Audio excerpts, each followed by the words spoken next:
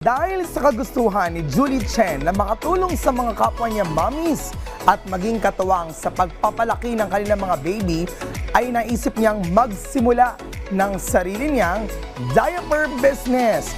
Alamin na natin ang kanyang business story dito lang sa Negosyo Tayo. Mahalaga ang paggamit ng diaper para sa safety and health ng ating mga baby. Kaya importante na good quality and also affordable ang mapipili nating diaper. Dahil dyan ay isang diaper business ang aalamin natin kung ano ang kanilang sikreto sa successful na negosyo.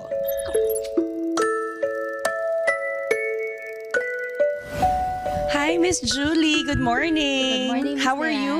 I'm good. So, Miss Julie, kwentuhan mo naman kami. Paano ka ba nagsimula sa business industry?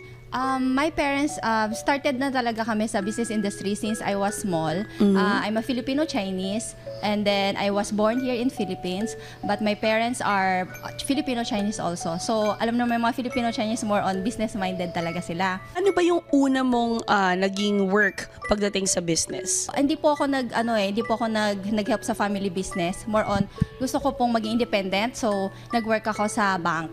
Paano ka naman napasok sa business coming from a bank work, bigla ka napunta sa business? Na-feel ko po kasi na mas may potential mag-grow sa business. Correct. Opo, kasi pag sa work is stable na po yung income natin, so more on matagal ang growth. Pag sa business po kasi, depende sa kayod nyo po yun eh. Depende sa determination nyo and sa hardworking ng isang tao. Can you tell us more about this new business of yours? Actually, nag-start po siya nung nag-visit ako sa friend ko sa Japan.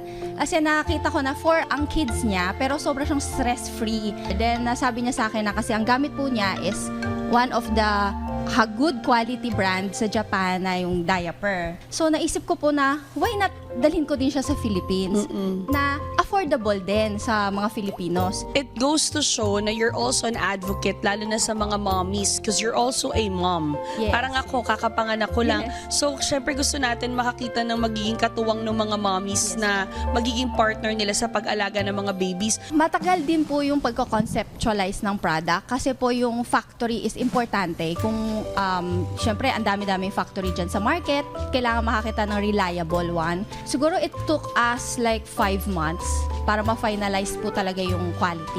Miss Julie, ano bang kakaiba sa product mo? Syempre, ano bang unique selling proposition mo? Alam natin marami ng diapers ngayon sa market. Actually po, ang diaper namin po is 360 degrees stretchable. So, kahit anong galaw ni baby, hindi po siya magli-leak kasi we have 3 layers leak protection. And then, 1,000 times absorbent po siya compared sa other diaper in the market. So, kaya po talagang quality ang habol natin but affordable. Ang gusto po namin is, ang diaper namin is best friend ni baby at partner ni mommy. Pero kamusta ngayon? How long have you been in the business?